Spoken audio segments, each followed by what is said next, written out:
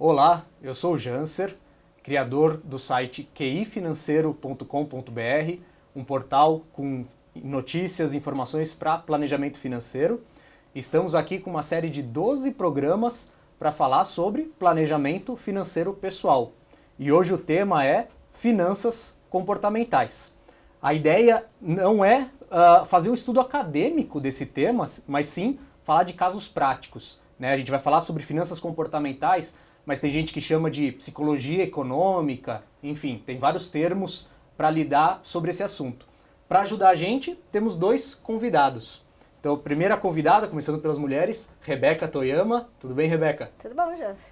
A Rebeca, ela é fundadora da GFI Coaching, criadora da metodologia de coaching integrativo. Rebeca, conta um pouco da sua experiência como coaching e como tudo isso está começando e a sua experiência com finanças comportamentais. Comecei no mercado financeiro, fugi dele e agora de volta com essa colaboração do elemento humano no planejamento financeiro, na educação financeira, que é um pouquinho do que a gente vai contar aqui, né, do que a gente tem feito tanto na GFI Coaching quanto na Academia de Coaching.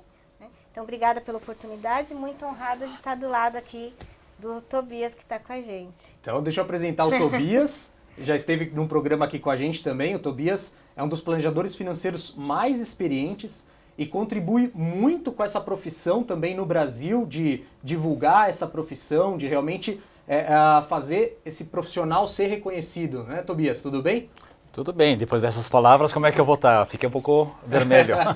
Conta um pouco da sua trajetória, então. Muito obrigado. Meus últimos 40 anos foram dedicados a serviços, de alguma forma, sempre. Eu comecei numa outra área, hotelaria, hospitality, né, a parte depois de alimentos. Passei um bocado de anos em bancos, ligados à área de wealth e de private. E os últimos 14 anos, basicamente, como independente, 100% independente, voltado a atender pessoas e famílias, dentro do conceito de planejamento financeiro pessoal, wealth management e desenvolvimento de negócios. Lá dentro disso eu foco em consultoria, quer dizer que é uma gama bastante ampla de assuntos, coaching e treinamento, que vai junto, e mentoring, que é o coaching e treinamento é basicamente a tradução e o mentoring. Basicamente isso. Muito bem. Então vamos lá. Começando a falar realmente sobre o tema finanças comportamentais, começando pela Rebeca. Rebeca, como coach, o que representa as finanças comportamentais para esse mundo de coaching? O que se trata nas finanças comportamentais para uma coach?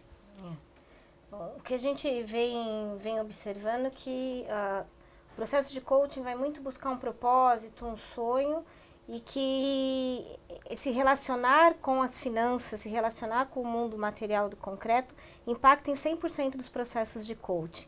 Então, a pessoa pode sair no final com um grande propósito, mas tem essa necessidade de aprender a lidar.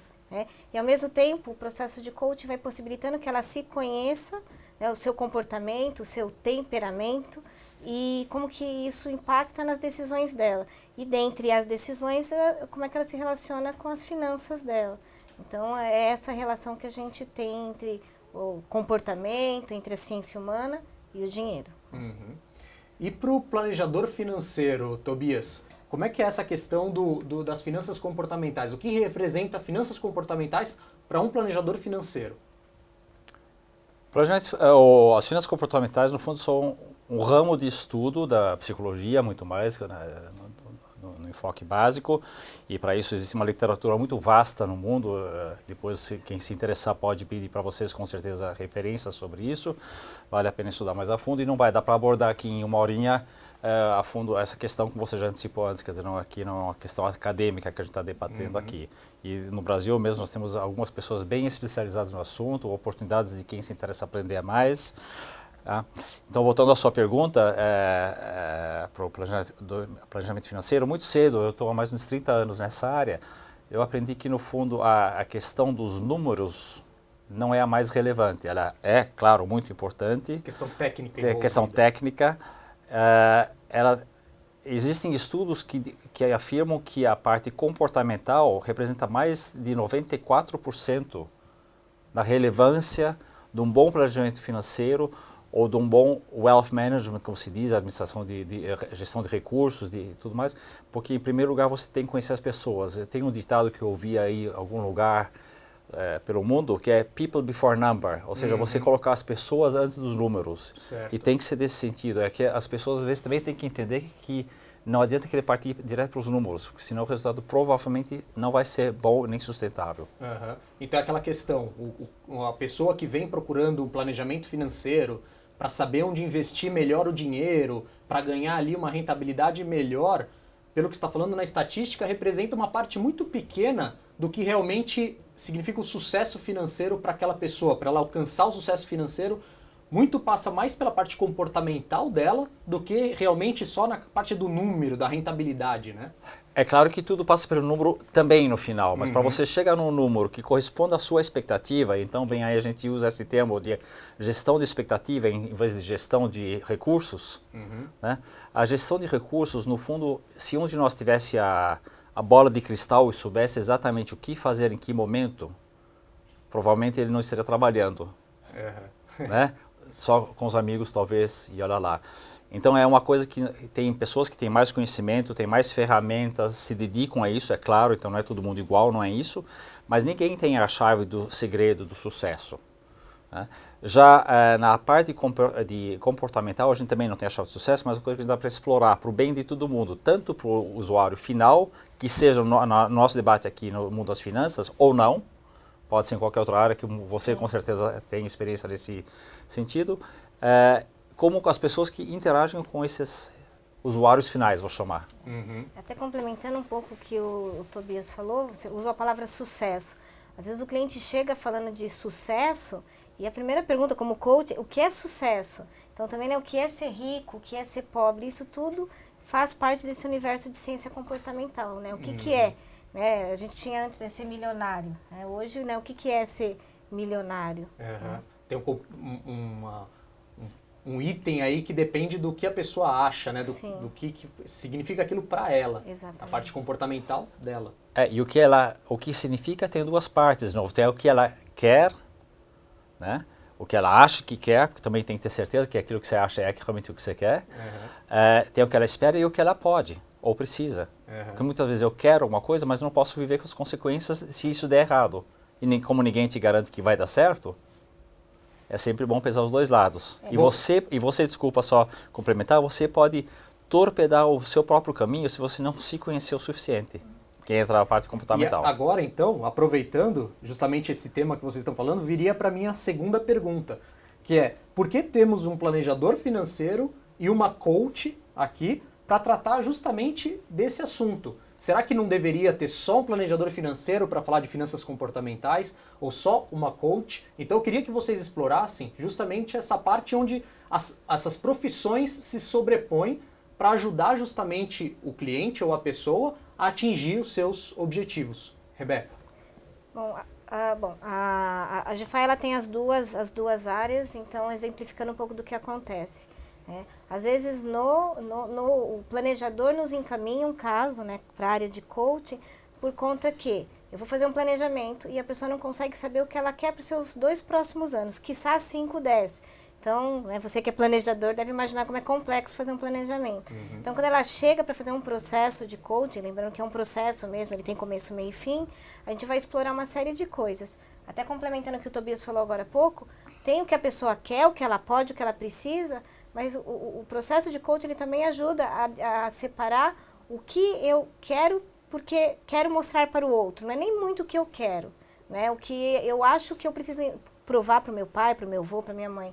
Então isso tudo a gente vai buscando no processo de coaching, que é propósito, quais são meus talentos. Portanto, eu vou conseguir o tal do sucesso, mas a partir do que realmente eu sou. Então, isso tudo vai acontecer dentro do coaching. Aí a gente acaba devolvendo esse cliente para um planejador, né? Aí sim conseguir fazer o planejamento de forma mais estruturada, organizada. Né? Eu diria que tipicamente nós já mencionamos isso aqui em outras oportunidades, o planejador financeiro é um multi-especialista ou um generalista, ou clínico geral, coloque a definição que você quiser. É alguém que sabe bastante coisa de muita coisa, mas não sabe tudo, de nada, ou de poucas coisas, vamos dizer. Normalmente ele tem uma ou duas especialidades, onde ele realmente domina mais, e tem áreas complementares onde ele vai necessariamente depender de alguém que tenha maior sensibilidade, maior conhecimento, maior expertise do que ele mesmo naquilo lá. Não adianta falar qual área que é. Então, eu pessoalmente tenho uma afinidade muito grande com a parte comportamental, mas muito mais do lado prático do lado teórico. Então, se você começar a fazer uma discussão sobre os vários vieses que existem, etc., eu acho que você pode levar isso a um ponto muito longe e dá para fazer análises muito profundas, onde eu, no meu caso, quando eu acredito que vale a pena, eu envolvo ou ferramentas ou profissionais, né, que nem a Rebeca, para me ajudarem a ir a mais fundo nesse caso. Como eu faço também em outras áreas, como no meu caso, vou dar um exemplo, a área de seguros, que é uma área que eu tenho um conhecimento razoável, mas de fato eu não sou um expert. Então, se eu sinto que o meu cliente eventualmente necessita ir mais a fundo nessa parte, pelas perguntas que eu faço, pela discussão que a gente tem, pelos problemas que me coloca, eu vou procurar um expert. Mesma coisa no coaching. E sabe que a via de mão dupla.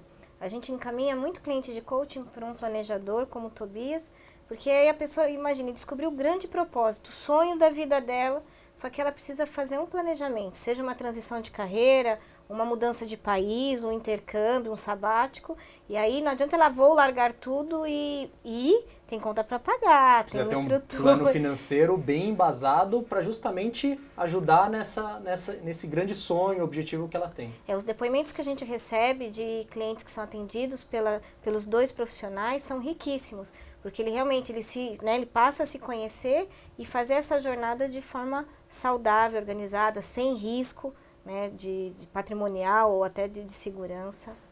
Muito interessante. E como que vocês veem esse tema lá fora, né? No Brasil, tanto o planejamento financeiro pessoal é uma coisa nova e finanças comportamentais também é um tema que a gente começou a discutir mais recentemente. Como é que vocês veem esse tema lá fora? Isso já vem sendo discutido há mais tempo? Talvez. Com certeza, eu acho que inclusive nasceu, como tantas coisas, o início foi lá fora, não digo que aqui não se discutia, mas de uma forma mais organizada lá fora. Acho que você até tem alguns exemplos, talvez também, sobre isso. Existe uma literatura, novamente, como a gente já falou antes, farta. Existem N denominações, então, quando existem várias denominações, existem algumas pessoas que acreditam que esse é o caminho certo, aquele caminho certo. Minha opinião pessoal é que o conjunto que é o certo. Né? Nós procuramos sempre um ponto de equilíbrio, aquele ponto de convergência que é o melhor possível, porque nenhum extremo nem outro provavelmente é o melhor. Lá fora, talvez só para citar um nome, Daniel Kahneman, foi prêmio Nobel de Economia, salvo engano, 2002, junto com outro profissional, e ele não era economista, ele era psicólogo. E ele desenvolveu todo um trabalho em cima de finanças comportamentais, que vale até hoje, tem livros muito interessantes dele. O Rápido e Devagar, Esse é o mais recente, exatamente. Tem outros muito interessantes e tem muitos profissionais que se dedicam a isso, que no Brasil mesmo eu posso citar talvez um nome, que é a Vera Rita de Melo Ferreira, que é uma pessoa de ponta nessa área, mas existem muitos outros profissionais também hoje dedicados a isso, e existem hoje muitos planejadores financeiros se dedicando ao estudo dessa área. Das finanças comportamentais. Você perguntou sobre a internacional, eu mencionei o Daniel Kahneman só como um exemplo, eu estou sendo injusto com tantos outros bons que existem. E eu frequento bastante a área internacional, tanto na Europa como nos Estados Unidos. Acabo de voltar de Boston, onde todo ano eu levo um grupo de estudos para fora, e a gente participa de um congresso, vai visitar empresas, faz contatos de interesse profissional. E esse tema vem sendo discutido há anos, consecutivamente e muito a fundo, nas áreas as mais diversas, como influenciar, como ajudar o seu cliente, como entender o seu cliente, como dar asas ao seu cliente, torná-lo uma pessoa mais livre, não é uma pessoa que vai fazer tudo sozinho talvez, mas vai ter passos mais seguros. Como você saber melhor com quem comunicar em termos organizacionais, como é que você formar as melhores equipes para os seus clientes. Então tem uma gama de aspectos enorme. Enfim. Eu acho que do outro lado também, a gente estava outro dia brincando, não vamos falar que ele foi o primeiro coach, mas assim, quem começou a escrever sobre, sistematizou o que a gente tem hoje de coach, chama-se Thomas Leonard. Ele era contador, só que atuava como consultor financeiro, planejador financeiro. Né? Então, não era um psicólogo, mas quem pôs ordem, né? Quem começou a estruturar a ferramenta foi ele. E o que a gente tem observado, iniciando lá fora e aqui dentro, agora a gente foi fazendo alguma coisa, é justamente o planejador querendo entender um pouco mais do ser humano, né, do comportamento do ser humano, e ao mesmo tempo o profissional coach entendendo que falar de dinheiro não é pecado, ele vai precisar abordar esse tema. Então, estilo de vida, saúde, mas que a questão financeira para um objetivo de um processo de coaching, ela merece ser abordada. Bom, e a gente prometeu para o pessoal que a gente ia falar de casos práticos aqui, né? Então, eu pediria para vocês darem exemplos da vida real, de realmente clientes que vocês já acompanharam, que tinham um aspecto financeiro, não só para tratar, mas que vocês perceberam que tinha alguma questão psicológica por trás, né? Então, queria que vocês trouxessem esses casos reais, mas antes, queria falar para o pessoal que está assistindo, eu estou com o chat aqui aberto, então se você se identificar com algum exemplo que eles estão dando, quiser fazer alguma pergunta, pode fazer aqui no chat que eu repasso para eles, tá? Claro. Então, Rebeca, você como coach, poderia dar algum exemplo de que você já viu que tinha uma questão de finanças comportamentais muito forte que precisava ser tratada? Acho que um país de origem judaico-cristã, ele tem alguns modelos né, que a gente fala de pecado, de limite de falar de dinheiro. Eu estava com uma cliente muito querida, tinha saído de uma empresa, e aí eu perguntava, qual que é o seu objetivo, né? Eu quero trabalho, né? No processo de coaching tem lá os seus 10 encontros, lá pelo meio, né, virou um mês, e ela também estava sendo acompanhada por um planejador da nossa equipe. E aí, ela não tinha, um mês que ela não tinha almoçado, jantado, trabalhando um monte, e ela gastou mais do que recebeu. E aí, na sessão, aí seu objetivo, olha, o mês foi péssimo, eu fiz as tarefas aqui, mas não andou. Falei, tá, mas o que você pediu? Trabalho. Falei, e o que você recebeu? Trabalho. Eu sei que nós ficamos nessa dialética uns 15 minutos, até que ela se deu conta o quanto que ela tinha vergonha de falar assim, não, eu quero dinheiro. O que eu preciso nesse momento é me organizar financeiramente. Quando ela falou, até o semblante dela mudou, ela ficou aliviada. Eu falei, e aí, qual que é o problema de falar eu quero dinheiro? É feio, né? Não pode. E aí a gente entrou todo nesse contexto, por que é feio falar disso, por que é feio pedir isso? Eu falei, o que você pediu, você conseguiu, trabalhou pra caramba, né, e não se remunerou. Então, isso é muito comum, as pessoas terem muita vergonha, muita dificuldade, né, que a gente chama de crença limitante, de lidar com esse contexto. Aí o Tobias deve também ter alguns exemplos aí. Vai lá, Tobias. Como planejador financeiro, já enfrentou muitos casos como esse? Eu acho que tem algumas colocações para fazer. Em primeiro lugar, acho que parte da alma do nosso negócio é a confidencialidade, o trato discreto das vidas dos nossos clientes. A exemplo do psicólogo, do médico, do advogado. Então, os exemplos às vezes são um pouco difíceis porque, no mínimo, a pessoa em questão vai se identificar. Eu sou um pouquinho cuidadoso com isso, mas ainda assim, vamos lá. A segunda colocação que eu queria fazer é que, basicamente, eu não tenho nenhum caso, de todos os casos que eu tive em 30 anos de profissão, que não tenha tido um componente sério de vieses comportamentais e de alguma coisa comportamental envolvida no meio importante.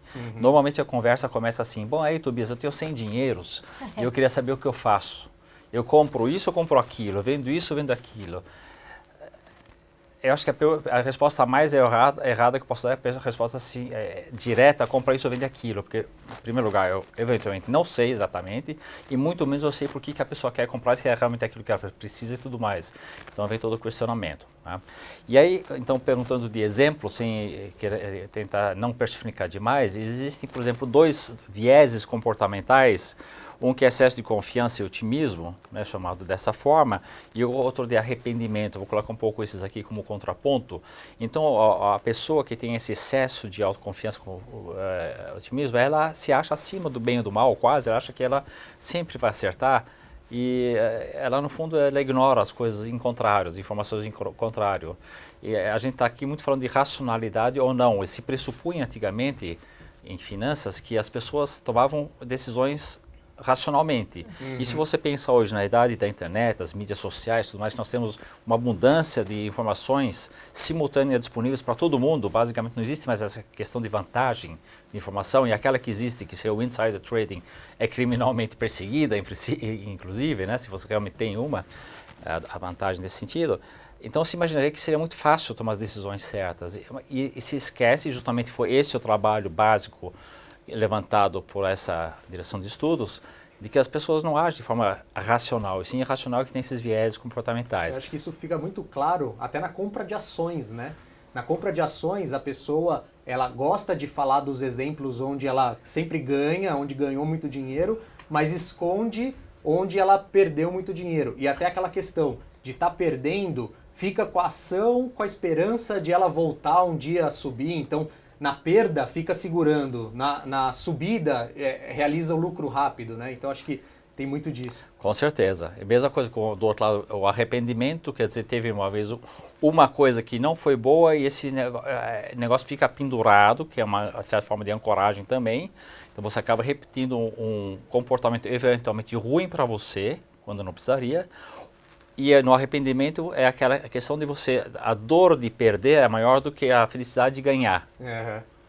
Né? Existem literatura muito interessante sobre esses exemplos da prática, isso extrapolaria o tempo com certeza do nosso encontro aqui, mas vale a pena se aprofundar. Legal. Ainda nesse aspecto, nos processos de coaching, a gente vai muito investigar. Medo é um componente que a nossa espécie tem enquanto ser humano, é importante, acho que é por isso que a gente sobreviveu a tantas outras, mas em comportamento financeiro impacta direto. A gente tem basicamente 3 níveis de medos e a gente vai ajudando o cliente a se perceber. Então, a primeira coisa, o medo da escassez. Geralmente o cliente ele vai ser um acumulador, mas não racional, ele acumula com medo da escassez, então ele não busca melhores oportunidades, ele busca muito segurança quase que irracional. Tem uma outra tribo, né, que é o pessoal que tem o medo da rejeição. Então ele acaba sendo um pouco mais gastão, né, em presentes, não sabe falar não, porque ele acredita que as pessoas vão abandoná-lo se ele falar não, né? E falando talvez em tribo, só pegando o gancho, existe o famoso efeito manada, que todos nós conhecemos. Também, né? A coisa mais simples é aquele sujeito que para na esquina e olha para cima, e daqui a pouco tem 20 para em volta dele olhando para cima. E você falou o exemplo das ações, é muito típico, e existe até uns gráficos muito tragicômicos sobre o assunto, onde vai todo mundo falando compra, compra, compra, só que o primeiro que falou compra foi aqui. E vai todo mundo comprando, aí todo mundo começa a falar vende, teve um que falou vender aqui. A maioria vai vender aqui embaixo na Bacia das Almas porque vai seguindo a manada, de certa forma, daí vem esse termo. Legal. E como que se atua nesses casos? Então, percebeu esses vieses, né, comportamentais? Como é que se atua nesses casos? E até queria que vocês comentassem também um pouco de casais, por exemplo, que pensam diferente, né? Então, às vezes, a mulher pensa diferente em relação ao marido, ou numa equipe de trabalho, né, que tem que alcançar um objetivo financeiro em comum, mas um é mais agressivo, o outro é mais conservador na equipe. Então, como é que efetivamente tratar esses casos que dependem de vieses comportamentais diferentes? Rebeca. Tá. Bom, como estratégia principal, a gente sempre busca evocar o propósito ou do casamento, ou o propósito da sociedade ou da equipe. Esse é o primeiro passo. Segundo passo, identificar os valores. Talvez nós 3 aqui, a gente tenha uma gama de valores que são aderentes, é por isso que talvez a gente se goste, e uma gama de valores que não combinam. Então, o quê? A gente se unir perante os valores que nos combinam, né, para a gente justamente buscar diminuir o impacto do que a gente talvez não combine. Né? E nesses conflitos que acontecem, sempre olhar para um propósito maior. O que nós estamos fazendo aqui? A gente tem um objetivo maior, isso seja um casal na criação dos filhos, na empresa para gerar um legado, na equipe para bater uma meta. Então, enquanto coach, a gente tem a questão, né? Identifica o propósito, verifica valores aderentes e não aderentes, e vai buscar o que essas pessoas têm de melhor, que a gente chama de talentos e virtudes, que é o que vai nos ajudar. Por exemplo, o meu pode ser tolerância, o seu paciência. Então, num conflito, vamos trazer os nossos melhores talentos para a gente superar esse conflito, visando um propósito maior. E a gente acaba observando que isso nem sempre acontece, e é a hora que os desencontros acabam trazendo outros recursos, problemas maiores. Né? Tobias, nessa mesma linha, acho que até seria interessante se você desse alguns exemplos de vieses comportamentais diferentes possíveis, né? Alguns exemplos, para situar justamente como atuar nesses casos. Eu acho que a questão como atuar nesse caso pressupõe que a gente identificou um problema. Então, primeiro tem que identificar um problema que também é a coisa errada, porque não tem certo e errado, não tem bom ou ruim. Cada um é como ele é. Uhum. E a gente tenta só ajudar as pessoas a saberem como elas são e o que poderia ajudar e o que poderia atrapalhar elas alcançarem os sonhos delas. No meu caso, como planejador financeiro, os sonhos da vida financeira delas, objetivos e sonhos. Uhum. Aí, no fundo, a gente vive a vida em função de alguma coisa. São poucas as pessoas que sonham só acumular dinheiro. Tem algumas que sim, mas normalmente o dinheiro serve para algum propósito. Certo. Então, em função daquele propósito que a gente faz o planejamento e os esforços todos que a gente faz, ou abrir mão de coisa em um certo momento, ou fazer um esforço maior para chegar lá. Né? E nessas conversas, e por isso é uma coisa que muitas vezes as pessoas têm dificuldade em atender, porque elas chegam para você e querem uma solução. E elas não entendem muitas vezes que é um processo. Isso não é só consumidor final. O próprio profissional da área muitas vezes tem essa dificuldade, porque ele quer trazer uma solução logo. Ele sabe que existe essa expectativa do lado do cliente e ele quer chegar e falar, compra isso, compra aquilo. Uhum. Quando o caminho não é esse, em 95% dos casos, com certeza, é ajudar a pessoa a saber se é aquilo realmente que quer, por que precisa, se aguenta, se não der certo e todo esse processo. E aí você vai entrar, então, nessa discussão toda para tentar ajudar a pessoa a descobrir, e não tenho, apesar de que existem alguns nomes para vieses, que foi que você pegou todos os exemplos, né? Eu já mencionei alguns antes aqui, mas eu sempre tomo cuidado com botar as pessoas em caixinhas. E normalmente ninguém é só amarelo, só azul ou vermelho, a gente normalmente é uma mistura das coisas. Então a gente tem que ter ferramentas e processos para tentar ajudar, como o psicólogo tem na área dele, etc. O médico tem quando faz anamnese, para tentar ajudar a pessoa a descobrir, de um lado, os comportamentos inerentes a ela, que são aqueles que ela adquiriu, né, talvez intrauterino, mas com certeza tem idade, até os 2, 3, 4 anos de idade, e outros comportamentos que ela foi adquirindo com o tempo, como a gente fala, gato escaldado, não é verdade? Então a gente apanhou muito numa coisa e começa a cobrir com outros comportamentos, que são os aprendidos. E aí existem sim processos, talvez você possa falar um pouco, acho que você até desenvolveu alguma metodologia nesse sentido.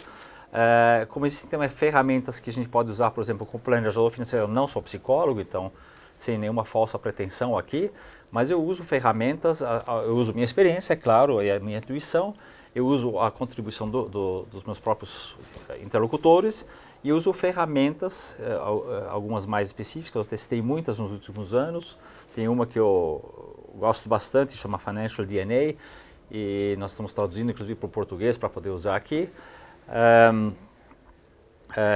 que nos ajuda a descobrir os nossos valores e nossos vieses comportamentais de origem, que são os que vão aparecer principalmente em horas de estresse, principalmente em horas do vamos ver, e principalmente na hora que a gente tiver que andar sozinho, que não tiver tempo para parar para conversar com uma Rebeca ou com você.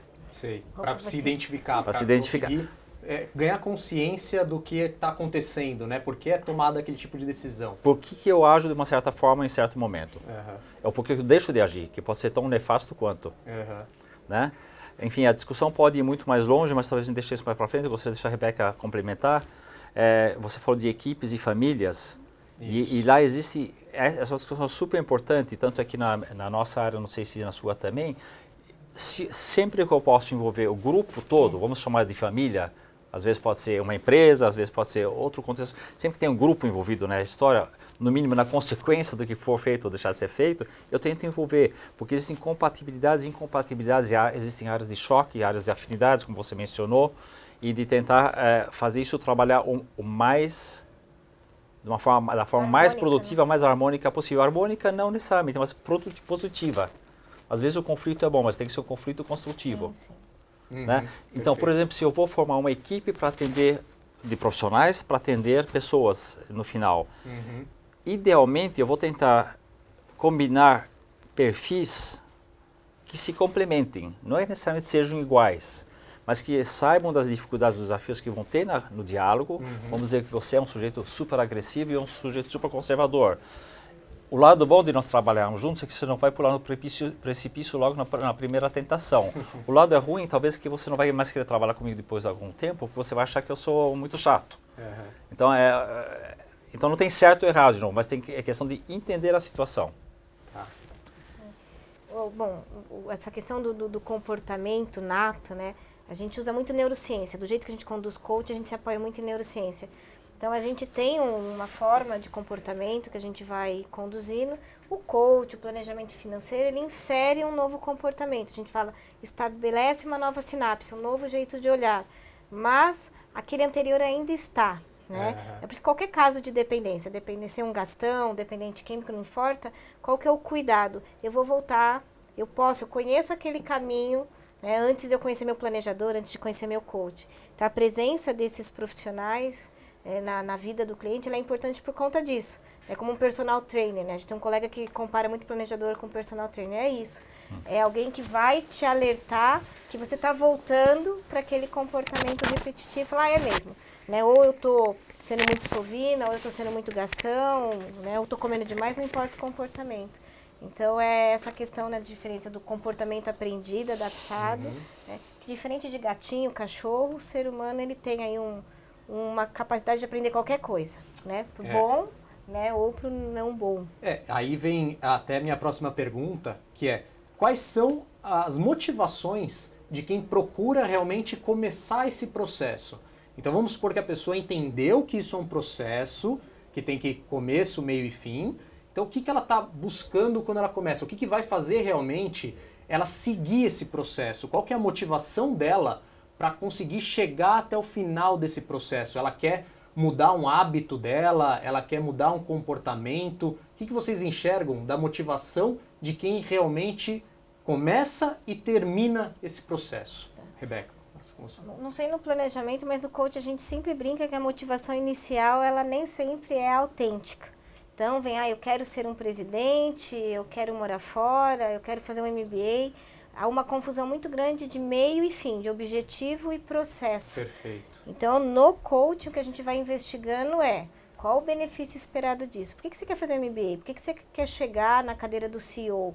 E aí, às vezes, você vai encontrar que ele colocou aquilo como um caminho de algo, e às vezes é coisa simples, né? Ser reconhecido pela mãe, pelo pai, pela esposa. É uma coisa mais simples que a pessoa colocou na cabeça, que a hora que ela conseguir aquele montante de dinheiro, aquele cargo, ela vai conseguir o objetivo principal. E muitas vezes ela engatou uma quinta sem pensar, quando olha para o lado a pessoa já até foi embora. Certo. Ou porque morreu, ou porque a esposa foi embora, enfim. Então, os motivadores no processo de coaching, é extremamente importante que a gente investigue o que realmente essa pessoa quer, né, e do que ela está chamando aquilo. Eu acredito que no planejamento tem algumas coisas parecidas. Como é que é, Tobias? A pessoa chega e fala, eu quero ser milionário, né? E aí, qual que realmente você percebe que é a motivação para ela perceber esse processo e chegar até o fim?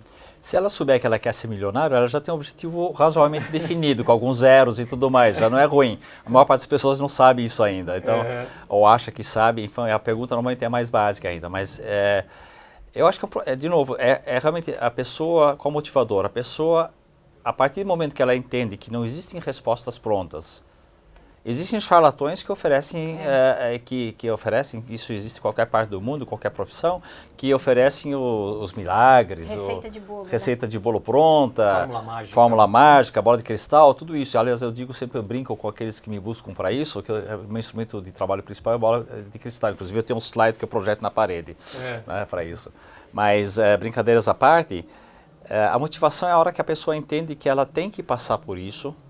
Ninguém faz isso voluntariamente. Todo mundo prefere ter a resposta pronta na língua, de preferência de graça, lá, aquela conversa de boteco, sem pagar, é a melhor, né? Acha-se. Mas é boa para destruir amizades e para ganhar conselho ruim. Né? E a pessoa que entende que ela tem que passar um processo mais curto ou mais comprido, que seja, é exemplo do psicólogo. Você vai com seu filho para um psicólogo porque você sente que ele tem... Você não sabe o que é, mas você sente que ele poderia estar melhor, certo, por algum motivo, ou você mesmo. E de repente vai ser uma conversa, ninguém vai te dar a resposta. O que a gente tenta ajudar você é achar a resposta. E a gente tem ferramentas para isso, a gente tem conhecimento e depois existem outros especialistas que vão poder ajudar você a achar outras respostas. Mas no fundo quem tem que achar as respostas muitas vezes é você, ou ajudar a formular elas pelo menos. Alguém talvez tenha que te ajudar você depois a colocar em prática. Né? Alguém olhando de fora, né? Que consegue com uma visão neutra, embasada, com uma metodologia, guiar você por esse processo. E com uma visão holística. Uma visão, isso é muito forte dentro da nossa profissão do planejador financeiro, calcada aí também no código de ética, no caso dos planejadores certificados, acho que nós já falamos nisso aqui no outro programa, do CFP, Certified Financial Planners, que aqui são agregados pelo Instituto Brasileiro de Certificação Profissional de Profissionais Financeiros, IBCPF, e onde se rege que o cliente em primeiro lugar, não é verdade? E para o cliente estar em primeiro lugar, você tem que entender ele primeiro. Primeiro o cliente, depois vem o resto, vem o dinheiro, é tudo importante, mas vem tudo depois. Claro. Né? Perfeito. E quando a pessoa passa por todo esse processo, então vamos supor que ela entendeu a motivação dela, passou por todo o processo, realmente esse comportamento dela muda, ela se torna uma versão melhor dela, ou muitas vezes ela volta àquele antigo padrão, porque a gente chegou a falar do comportamento nato dela. Então você consegue fazer um trabalho para ela adquirir ou perceber que existe um tipo de comportamento melhor ou que pode ajudar ela a atingir melhores objetivos, mas vocês percebem que isso se perdura ou a pessoa tem uma tendência a voltar àquele comportamento nato, padrão dela, Tobias? Para começar, acho que a gente tem uma cuidado porque a gente não está falando de certo, errado ou de cura aqui, não tem isso. Sim. Cada um é como é, não é verdade? Então, se tem qualquer coisa errada na minha vida, que ela seja financeira ou não, a primeira premissa para mudar isso é reconhecer, é descobrir aquilo lá, me parece. Então, se eu sei que eu tenho certos vieses, pegando um exemplo muito simples, que eu sou um cara muito agressivo, uma pessoa que gosta de correr risco em tudo que eu faço, se eu souber disso, eu pelo menos consigo, quando eu vou querer pular do precipício, parar e respirar. Enquanto eu conseguir lembrar disso, a chance de fazer uma bobagem muito grande e irreversível diminui muito. Talvez não resolva. Então, voltando à sua pergunta, eu acho que a pessoa não muda, mas ela se administra melhor, se gere melhor. Isso cada um por si.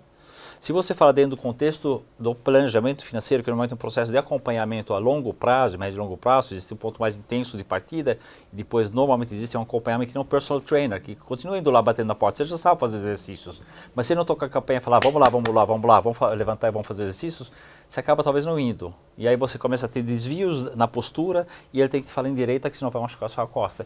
E é o que a gente também pode fazer pelos nossos clientes. Então, o cliente em si, o investidor final em si, cada um de nós para a sua vida, e depois os profissionais, que não precisam ser um planejador financeiro, pode ser o advogado, pode ser a pessoa de seguros, qualquer área, ou coach, que vai poder te dar um embasamento muito melhor, te conhecendo melhor. Porque ela sabe onde que pega, onde que pode te ajudar, e aí talvez tenha um ponto, antecipando talvez um pouco um pensamento, é claro que isso também pode ser usado negativamente. Porque, teoricamente, se eu conheço você a fundo, que nem um psicólogo te conhece bastante bem, a gente até faz essa brincadeira, tanto uma coisa que eu falo, né? Isso pode ser manipulado para o mal. Mas aí, se você for deixar de fazer por causa disso, qualquer coisa na vida, energia nuclear. Pode ser usado para o bem ou para o mal. Certo. Então, tudo pode ser usado para o bem ou para o mal. A gente tem que partir da premissa, não confiando, mas não cegamente, de que a gente está indo para pessoas qualificadas, sérias, éticas, competentes, para nos ajudarem. E vai acompanhando esse desenvolvimento. Falando do exemplo do personal, para mim o mais útil do personal é que ele fica me dando alguns indicadores. Mede cintura, gordura. Eu acho que o planejador financeiro é a gente sabe fazer o exercício, a gente sabe o que é um fluxo de caixa, mas acho que o que agrega no planejador é essas mensurações. Mas só usando uma metáfora, até porque eu sou professora, então eu sempre falo como metáfora, acho que tanto o planejador quanto o coaching, nós somos alquimistas e professores de alquimia. Né? Então a gente vai ajudando muito o nosso cliente a se conhecer. Então tempero e temperamento tem a mesma raiz, não é à toa. Né? Do mesmo jeito que sabor e sabedoria. Então a gente vai ajudando o nosso cliente, seja o coach ou o planejado, a conhecer como é que ele lida com as situações. Então ele tem escolhas. Gosto muito de quando o Tobias fala não tem certo ou não tem errado. Cada um de nós vai ter que aprender a lidar com o nosso temperamento, com o nosso comportamento. Então o autoconhecimento ajuda, um profissional do lado orientando também ajuda, porque na hora de eu fazer uma escolha eu posso tomar aquela que me trouxe maus resultados, né? Me fez engordar se fosse um personal, ou tomar estas que me trazem melhores resultados, né? Então, o coach, o planejador também dão essa mensurada, tipo, olha, por aqui você teve esse resultado, por aqui você pode ter esse. E aí o cliente, ele é autônomo de tomar a decisão dele. Talvez até entrando na sua seara, eu acho que também isso vale também para o desenvolvimento profissional. Por exemplo, eu acredito que quem nos ouve nesse bate-papo, na sua maioria são profissionais da área financeira, agentes autônomos e outros colegas de profissão aí. E esse autoconhecimento vale muito para si mesmo, que você vai montar uma empresa que você vai ter só a sua lá com 2, 3 amigos, que seja profissionais, é você ter clareza do que você quer. Nessa viagem recente que nós fizemos, de novo, o que nós mais ouvimos é você saber o que você quer, como profissional. Qual cliente você quer e qual cliente você não quer. Você não é obrigado a ter todo o cliente. Interessante. Não tentar ser tudo para todo mundo. Certo. Mas para isso primeiro você tem que saber o que você quer. E não é só uma questão de dinheiro, é uma questão de felicidade. Né? A gente viu o modelo teve o congresso sexta-feira, acho que vocês também tiveram, no IBSPF, e alguém falou que existe um novo modelo de precificação dos serviços, que não é de assets under management, mas é de dreams under management. Sim, sim. Ou seja, é você faturar cobrar em cima dos sonhos que você está administrando. Interessante para discutir. E aí eu queria que vocês comentassem um pouco das ferramentas que existem, ou que vocês utilizam, ou que desenvolveram, né, justamente para conseguir identificar o perfil desse cliente, para poder ajudar melhor ele, e aí quais os benefícios que vocês encontraram utilizando essas ferramentas e sabendo melhor como se comporta esse cliente. Tobias. Obrigado. A gente vai ficando um pouco mais velho, a gente vai usando muito intuição, o que é bom e o que é ruim. Então, pode ser uma ferramenta. É uma ferramenta. E eu costumo brincar, então até vendo se isso é verdade, que o meu primeiro formulário, primeira entrevista é isso aqui. Uma folha em branco. E por que isso? Tem um propósito, obviamente. Existe um roteiro na minha cabeça, de certa forma, mas quando você vem com o formulário escrito, a tendência de quem está na sua frente é olhar e querer ler as coisas e responder aquilo que está escrito. E se apegar a isso. E a sua tendência também é de seguir o seu roteiro e você fica preso num esquema. Então eu acho muito útil, mas eu tenho que ter do outro lado alguém que esteja disposto a ter mais do que uma conversa, porque a primeira vai ser muito aberta, muito informal, talvez a próxima vai ser mais estruturada. Então tem essa questão dos formulários, tá? Você falou que a gente cria, cada um cria o seu, né? Metodologias. Aí eu pessoalmente cada vez mais estou usando instrumentos, também principalmente nessa área. Eu já mencionei curto antes, o Financial DNA é um dos instrumentos, existem muitos por aí, dos muitos que eu analisei, eu achei que era que tinha um bom equilíbrio entre o suficiente e não demais. Certo. Porque você tem outros que talvez vão te produzir um relatório de 60 páginas que ninguém leia, ninguém entende. O outro vai te dar uma coisa de uma página com 5 perguntas. Se você pega exemplo da CVM, por exemplo, dos bancos, hoje você tem regras de suitability e de compliance, que você já tem regras oficiais de conhecimento mínimo do seu cliente, mas elas são muito básicas ainda. Então até por uma questão de responsabilidade, de risco, de você ter a manutenção dos seus relacionamentos com os seus clientes, evitar maus entendidos e frustrações, você evitar até questões processuais, porque você não entendeu errado e depois tem um processo nas costas, porque não fez o seu dever de caso direito, você tem que ir mais a fundo, não basta fazer 3 ou 4 perguntinhas mandatórias e botar na gaveta e daqui a 2 anos perguntar mais uma vez e botar na gaveta de novo. É um processo que segue e você tem que mesmo que a pessoa te dê a resposta, eu acho que você tem que ver isso dentro do tempo, porque é um filme, não é uma foto. É que nem com filhos, que nem com qualquer relacionamento amoroso, com qualquer coisa. Não é perguntar hoje, então, o que você está afim, o que você gosta. Amanhã tem que ver se é isso mesmo, porque pode mudar. E a mesma coisa é com as finanças. Então, você tem que seguir nesse filme. Essa ferramenta, você perguntou de ferramenta, eu acho ela muito útil. Eu tiro uma foto que me dá muito o perfil da pessoa o perfil básico, e depois eu tenho que continuar requestionando isso a cada tempo, que comportamentos aprendidos ao tempo influenciam também. Certo. E no coaching, Rebeca, quais as ferramentas que você utiliza ou até que você desenvolveu? Porque você desenvolveu, inclusive, uma metodologia própria, né? O coaching integrativo. Só vou complementar do Tobias.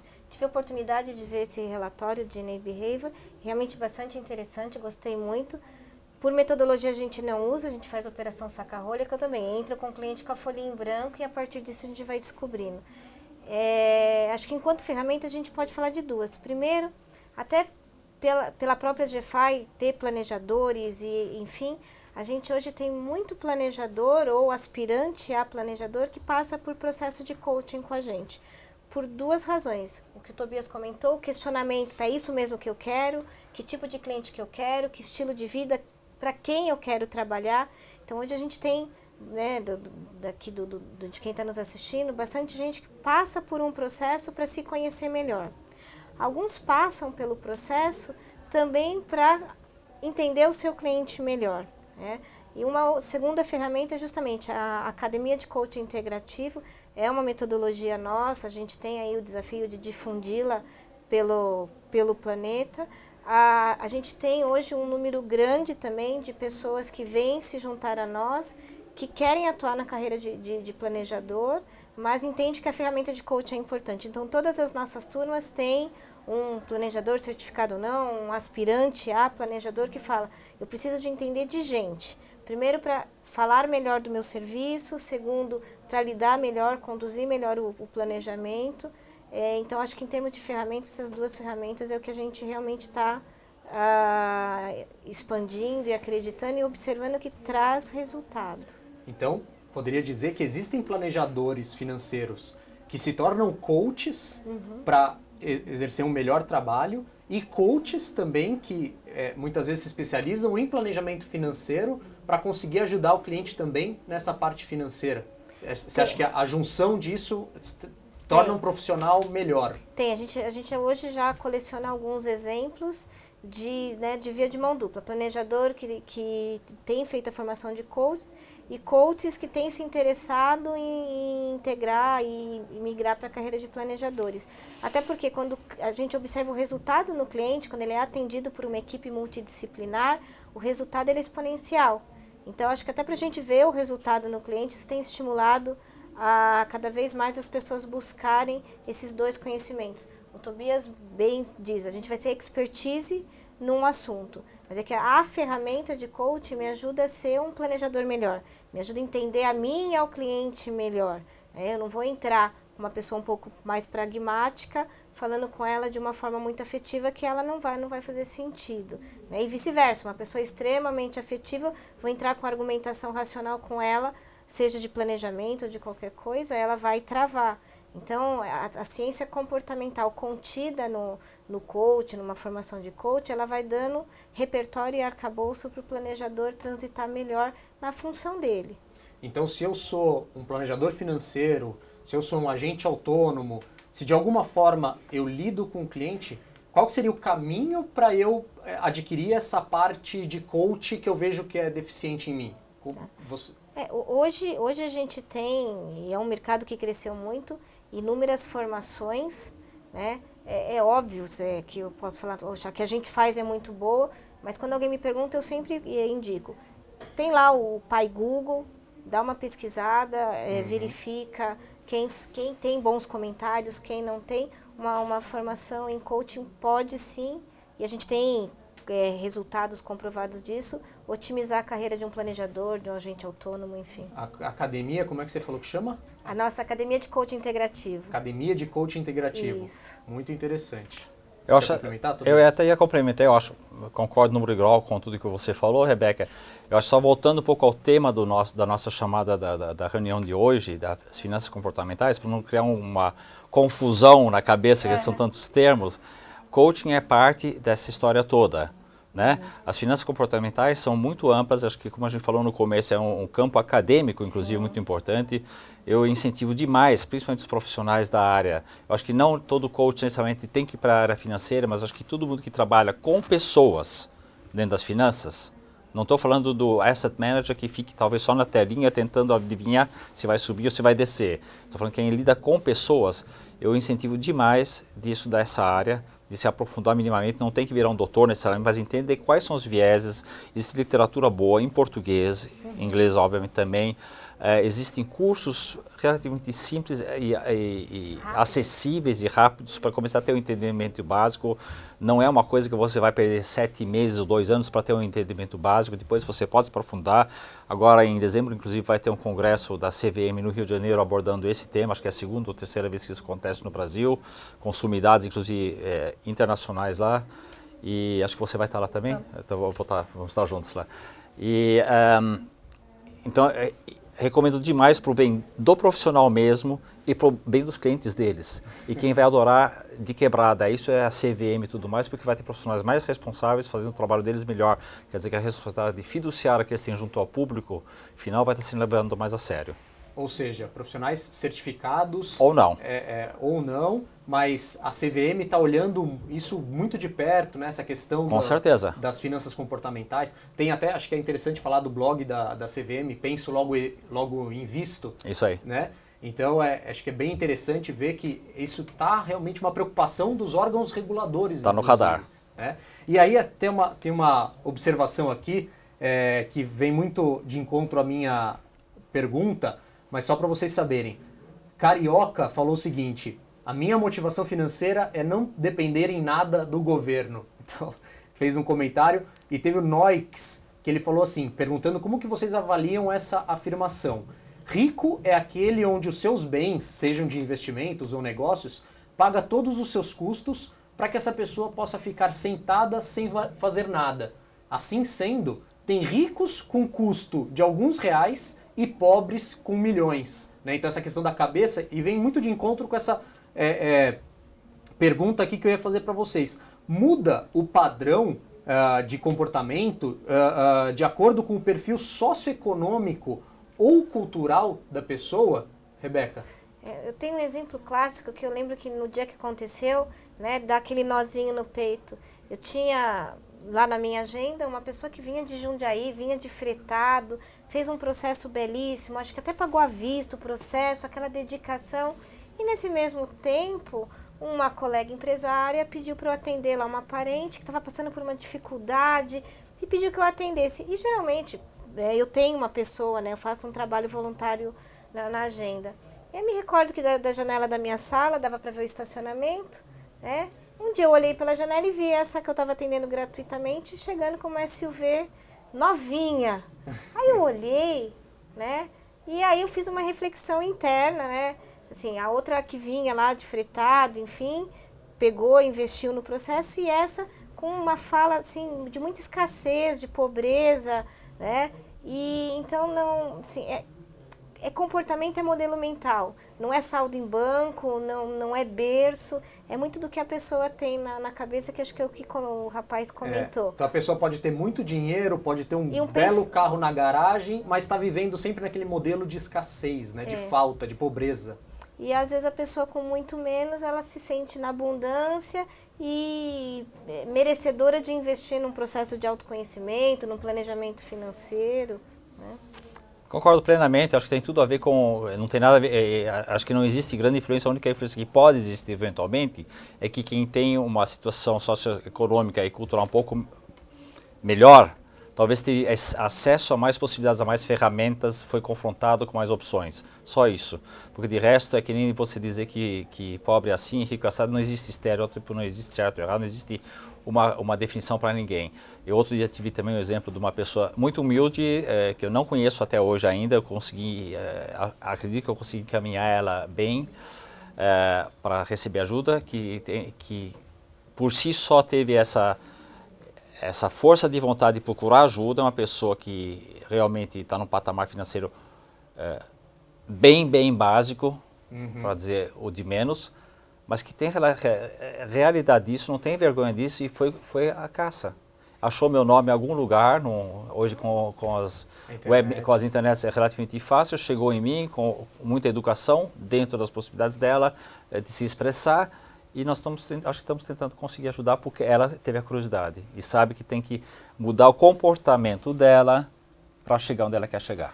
Então eu acho que talvez a ideia principal que a gente pode tirar disso, o aprendizado, é que todo mundo tem um benefício em se conhecer, em procurar muitas vezes um processo de autoconhecimento, como é o coach, um processo de gerenciar melhor suas finanças, seu relacionamento com o dinheiro, como é no planejamento financeiro, e não importa o saldo bancário da pessoa. Se é a pessoa muito rica, tem muito patrimônio, ou a pessoa que tem menos patrimônio, acho que todo mundo se beneficia de se conhecer melhor em relação a você mesmo, em relação às finanças, né, Tobias? E em relação a quem você quer ajudar, seja as finanças ou não, e de novo, não acreditando em milagre e em atalhos fáceis.